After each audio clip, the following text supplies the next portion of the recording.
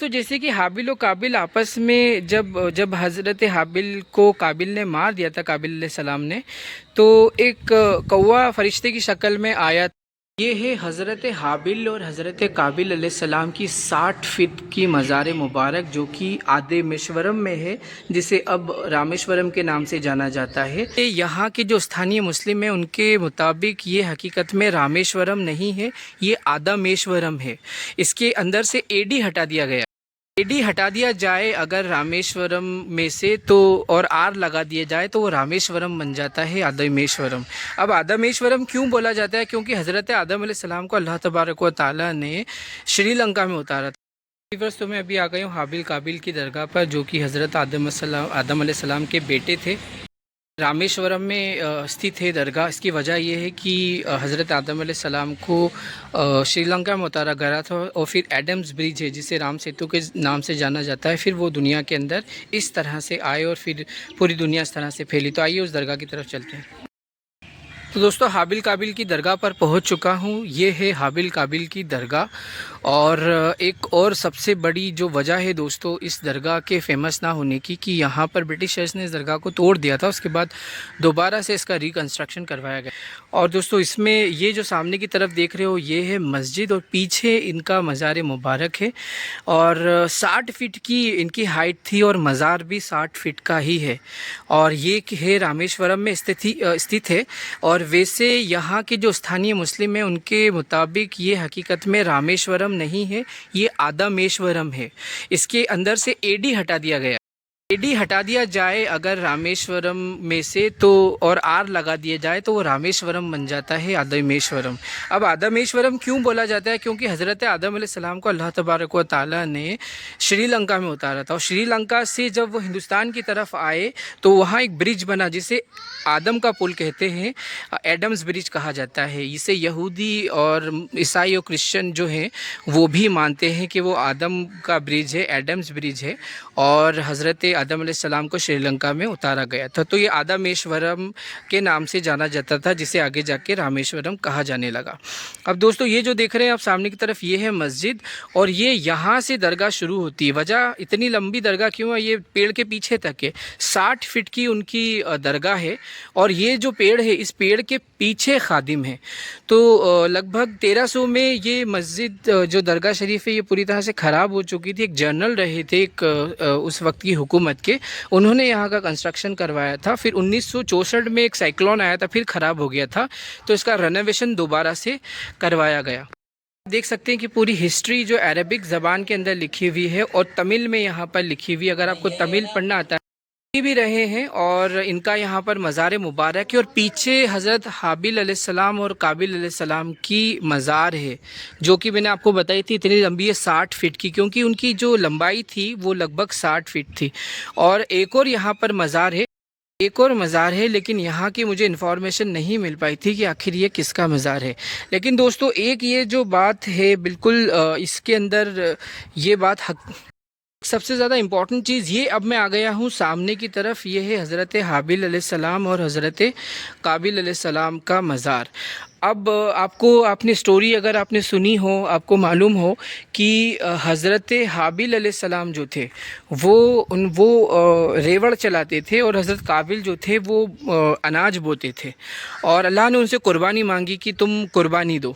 तो जब कुर्बानी अल्लाह ने मांगी तो कुर्बानी में जो हाबिल के जो रेवड़ था वो कबूल हुआ, और उसके बाद में जो काबिल का अनाज था वो कबूल नहीं हो पाया। हकीकत में जो उनकी ऑफरिंग थी, उनकी कुर्बानी थी, वो कबूल नहीं हो पाई। अब इस वजह से हाबिल को आया, हसद हो गया, उनको जलन हुई कि मेरी क्यों कबूल नहीं हुई। तो उस जलन की वजह से फिर उन्हें गुस्सा आया, और गुस्से के अंदर फिर शैतान ने उनको भड़काया। अब ये कि उस वक्त में इतनी अकल तो नहीं थी कि हकीकत में क्या किया जाए, तो फिर शैतान ने एक अलग शक्ल बना के उनको समझाया कि अपने भाई को मार दे। लेकिन अब ये भी उस वक्त के अंदर इतना परसेप्शन, इतना शऊर नहीं था, क्योंकि अभी तक किसी को आज तक दुनिया में ना मौत आई थी ना मारा गया था। तो ये समझ नहीं पा रहे थे कि मारूं कैसे। तो दोस्तों, फिर उसमें ये रहा कि शैतान ने एक बड़ा पत्थर लेके दूसरे पत्थर पे मारा। तो ये सिखाने की कोशिश की कि जब कोई अटैक करता है तो जिस पे अटैक होता है वो टूट जाता है। तो वो बड़ा पत्थर दूसरे पत्थर पे मारा तो पत्थर टूट गया। अब जो जब हाबिल सो रहे थे तो काबिल ने एक बड़ा पत्थर लिया और उनके सर पर मार दिया और फिर उनका इंतकाल हो गया। अब दोस्तों फिर हाबिल अलैहिस्सलाम को वहाँ पर एहसास हुआ कि मैंने क्या कर दिया, मैंने अपने भाई को मार दिया। तो दोस्तों इस्लाम में दो बहुत बड़े कॉन्सेप्ट है। एक है सब्र, कि अगर अल्लाह किसी को नवाज दे, नवाजने के साथ में जिसको नवाजा वो दूसरों के लिए सोचे भी, ये सोशल जस्टिस है इस्लाम का। इसका मतलब ये नहीं कि उसका सपोर्ट हो रहा वो बड़ा होते चले जाएगा और वो दूसरों की तरफ ध्यान नहीं देगा, ये बात मैं नहीं कह रहा हूँ। बात यह है जो नीचे के लोग हैं वो कहीं ना कहीं हसद ना करें और अल्लाह की रज़ा में राज़ी रहें, और जो ऊपर आ चुके हैं वो उनके लिए मदद करें। ये इस्लाम का कॉन्सेप्ट है। अगर अल्लाह ने कबूल किया है, अगर अल्लाह ने नवाजा है, तो इसलिए नहीं नवाजा है कि अपनी शान और शौकत दिखाई जाए, वो दूसरों के लिए काम करें। तो अब उसमें दोस्तों फिर यहाँ पर अब कहानी आगे जब बढ़ती है कि इस्लाम का जो कॉन्सेप्ट है कि एक तो चीज़ ये हो कि सब्र करें और जेलस ना रखें और गुस्सा ना करें कि गुस्से में कुछ भी हो सकता है। अब इस्लाम का सबसे जो अजीम कॉन्सेप्ट है वो है तौबा। तो फिर उनको पछतावा होता है और उसके बाद वो तौबा करते हैं और अपने भाई की बॉडी लेकर वो घूमते रहते हैं। अब यहाँ शैतान नहीं आता कि अब करना क्या है, क्योंकि भाई की तो उसने हत्या करवा दी थी। अब क्या करें, तो अल्लाह ने दो फरिश्ते मुतय्यन किए और वो कौवे की शक्ल के अंदर आए। दोनों आपस में लड़े और एक कौवे ने दूसरे कौवे को मार दिया। जो मरा हुआ कौवा था उसने दफना दिया एक कुएँ को। तो फिर उनको समझ आया कि अच्छा तो ऐसा किया जाता है कि मरने के बाद दफनाया जाता है। तो ये जो आदमेश्वरम जगह है जिसे रामेश्वरम के नाम से जाना जाता है, तो इसी जगह पर दोस्तों हज़रत जो हाबिल थे उनको उनके भाई, छोटे भाई हज़रत काबिल ने यहाँ पर दफना दिया था। तो यहाँ जो उनकी 60 फीट की कब्र है वो यहाँ मौजूद है। तो दोस्तों ये है हज़रत हाबिल और हज़रत काबिल की कब्र। तो जब हज़रत काबिल ने अपने बड़े भाई हज़रत हाबिल को कत्ल कर दिया था, उनकी हत्या कर दी थी और पूरी बॉडी वो लेकर घूम रहे थे अपने कंधे पर, क्या करूं, तो अल्लाह ने दो कौवे के ज़रिए उन्हें समझ दी और दो कौवे ने में से एक कौवे ने मारा और दूसरे कौवे ने दफना दिया। तो उन्होंने अपने भाई को दफनाया। उसके बाद में जब हज़रत काबिल का इंतकाल होता है, हज़रत काबिल अलैहिस्सलाम का, तो फिर वो तौबा कर चुके थे और उसके बाद फिर वो उनको भी यहीं पर ही दफनाया गया, इसी जगह पर, इसी आदमेश्वरम में, जिसे रामेश्वरम कहा जाता है। और ये नाम बिगड़ गया, पहले से आदमेश्वरम कहा जाता था, फिर ये रामेश्वरम के नाम से जाने लगा। तो ये है हज़रत हाबिल अलैहिस्सलाम और हज़रत काबिल अलैहिस्सलाम का मज़ार। और ये पूरी एक स्टोरी इस तरह की यहाँ पर मौजूद है। और हकीकत में यही बात जो क्रिश्चियंस हो, जूज़ हो और मुस्लिम जो अब्राहमिक रिलीजन के लोग हैं, इस बात को सही मानते हैं कि हज़रत आदम अलैहिस्सलाम श्रीलंका में उतारे गए थे और उसके बाद में जो हज़रत आदम अलैहिस्सलाम के जो बच्चे रहे वो इसी तरह से पूरी दुनिया में फैले। ये है हज़रत हाबिल और हज़रत काबिल अलैहिस्सलाम की 60 फीट की मज़ार मुबारक, जो कि आदमेश्वरम में है, जिसे अब रामेश्वरम के नाम से जाना जाता है। और ये नाम बिगड़ के पहले, क्योंकि हज़रत आदम अलैहिस्सलाम को अल्लाह तबारक व तआला ने श्रीलंका में उतारा था और आदम का ब्रिज नाम से, जिसे राम सेतु के नाम से आज जाना जाता है, वहाँ से आप पूरी दुनिया के अंदर आपकी नस्लें फैली और ये आदमेश्वरम नाम से नाम बिगड़ के आदमेश्वरम हो गया था। तो एक चीज़ ये कि क्यों आखिर तमिलनाडु और केरला साइड में इतने सारे सहाबा, ताबईन, तबे ताबईन, सूफिया आए, वजह यही रही कि यहाँ पर हज़रत आदम अलैहिस्सलाम और इस्लाम की शुरुआत ही यहीं से हुई थी। अब उसमें जो सबसे फेमस नाम रहे हैं मालिक बिन दिनार का, इसी के अलावा सैयदा बीबी जो रही हैं बीमा, उनका भी मैंने रोज़े का बनाया, त्रिवेंद्रम में उनका मज़ार है, वो तशरीफ़ लाई थी। ये केरला के हैं, मैंने वीडियोज़ बनाए हैं, डिस्क्रिप्शन में लिंक है, वीडियो आप ज़रूर देखिएगा।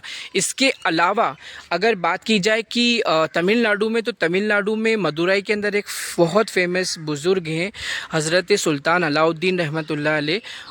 गोरीपाल्यम नाम की एक जगह है मदुराई में, वहाँ उनका मज़ार मुबारक है, वो तशरीफ़ लाए थे यहाँ पर, तो वो भी लिंक डिस्क्रिप्शन में। तो सूफिया इसीलिए आया कि यहाँ बुज़ुर्गानी जो नबी हैं और शुरुआत के जो सबसे पहले नबी हैं हज़रत आदम अलैहिस्सलाम, उनकी आवरी ही यहीं हुई थी और तमिलनाडु में ही हज़रत हाबिल अलैहिस्सलाम और हज़रत काबिल अलैहिस्सलाम का मज़ार है, इसी वजह से वो तशरीफ़ लाए। और यहीं की बात की जाए तो बिल्कुल यहाँ से कुछ ही दूरी पर इयारवाड़ी करके एक जगह है, जहाँ पर एक और बहुत बड़े ओमान के बादशाह रहे थे, सुल्तान रहे थे, हज़रत इब्राहीम शहीद रहमतुल्लाह अलैह, उनका मज़ार मुबारक है।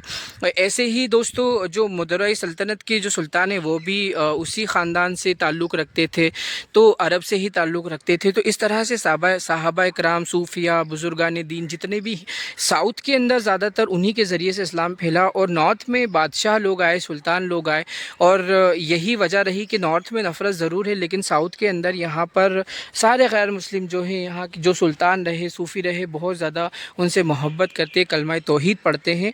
दूसरा, जितने भी सहाबा ताबीन तबे ताबीन आए, उन्होंने साउथ के लोगों का कल्चर नहीं बदला। आज भी लोग साड़ी पहनते हैं और इसी के साथ लुंगी पहनते हैं। इनका जो कल्चर है उसी कल्चर के हिसाब से अल्लाह को, सच्चे खुदा को, परमेश्वर को, सच्चे रब को, ज़िंदा खुदा की इबादत करते हैं कि उन्होंने ईमान सिखाया और सद्भावना सिखाई, प्यार सिखाया, प्रेम सिखाई, सहायता सिखाई, बराबरी सिखाई। ये सभी चीज़ें सिखाने की वजह से ही यहाँ के लोगों के कल्चर को चेंज नहीं किया, जो इस्लाम की कोर वैल्यूज़ है वो सिखाई।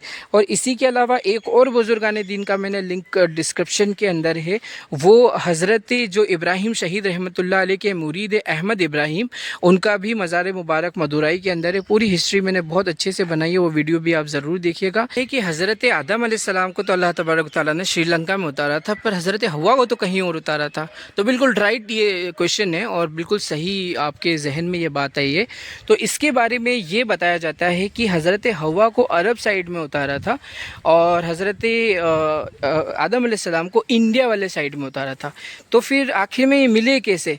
तो आपने नाम सुना होगा अराफात। तो अराफात का मीनिंग ये बताया जाता है कि मिलना, मिलने की जगह। तो आप दोनों वहाँ मिले और उसके बाद ये बहुत ही ज़्यादा, क्योंकि वो बियाबान एरिया था, वहाँ कोई इस तरह की हरियाली और कुछ नहीं था, तो दोबारा से आप यहाँ वहाँ मिलने के बाद में यहाँ पर आए और अपनी ज़िंदगी की शुरुआत की। और शुरुआती दौर के अंदर फिर हज़रत हाबिल और काबिल की विलादत हुई, और ऐसे उनके और भी बहुत सारे जो बच्चे हुए, और फिर दुनिया की इस तरह से शुरुआत हुई। तो ये वाली जो स्टोरी है कि आखिर में जब हज़रत आदम अलैहिस्सलाम को जब श्रीलंका में उतारा, तो उसकी वजह जो आदम ब्रिज है, जो जिसे आज राम सेतु कहा जाता है, जो एडम्स ब्रिज है, इसी वजह से था कि आप उनसे मिल पाएँ। और यही एक वजह थी कि एक और बात यह है कि बहुत सारे सूफियाओं का मानना है कि अब वहाँ पर पानी आ चुका था, तो पानी आने के बाद में प्रॉब्लम ये थी कि उसे क्रॉस कैसे किया जाए। तो उन्होंने अल्लाह के रसूल सल्लल्लाहु अलैहि वसल्लम का वास्ता दिया और दुआ मांगी, जो अंगूठे चूमने वाला है, कि मैंने देखा था।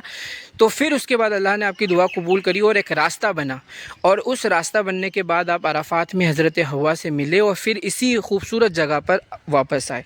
अब दोस्तों एक और चीज़ ये है कि केरला जो है, उसे केरला बोलने की वजह यह है कि उसे पहले खैरुल्ला बोला जाता था। अब अरब में इतनी हरियाली नहीं थी, तो खैरुल्ला इसलिए क्योंकि आप देख सकते हैं यहाँ हरियाली कितनी ज़्यादा है, तो इसीलिए कि अल्लाह की खैर है, तो वो खैरुल्ला करके केरला बना। तो दोस्तों ये एक वजह रही, और ये बिल्कुल केरला के पास वाला हिस्सा ही है, खैरुल्ला वाला हिस्सा ही है। यहाँ से लगभग 10 से लगभग यहाँ से कुछ ही दूरी पर हमें तो जैसे कि हाबिल और काबिल आपस में जब हज़रत हाबिल को काबिल ने मार दिया था, काबिल अलैहिस्सलाम ने, तो एक कौवा फरिश्ते की शक्ल में आया था और 2 कौवे फरिश्ते की शक्ल में थे।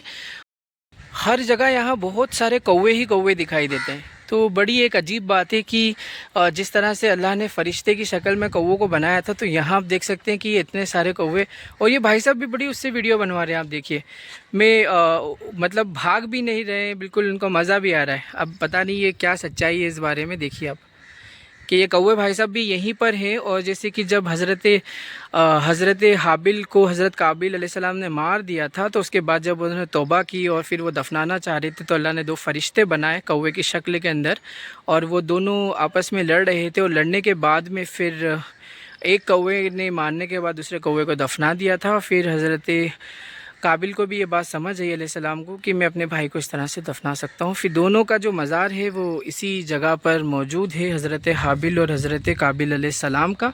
और ये कौवे भाई साहब जो हैं जाने का नाम नहीं ले रहे क्योंकि इनको वीडियो बनवाना बहुत अच्छा लग रहा है। शायद ये इनको समझ आ रहा है कि मैं इन्हीं के बारे में बात कर रहा हूँ। तो दोस्तों इस ब्लॉग में इतना ही। आई होप कि हज़रत हाबिल अलैहिस्सलाम और हज़रत काबिल अलैहिस्सलाम की जो आपको मज़ार मुबारक का ज़ियारत करने का मौका मिला और हिस्ट्री मालूम चली। तो as I tell you in my all videos many times that I am traveling all over India just to tell you the real history of India. So I tell you many time and I request you that please share the video and like the video and subscribe the channel. So thank you for watching. Keep smiling. Jazakallah khaira. Assalamu alaikum wa rahmatullahi wa barakatuh.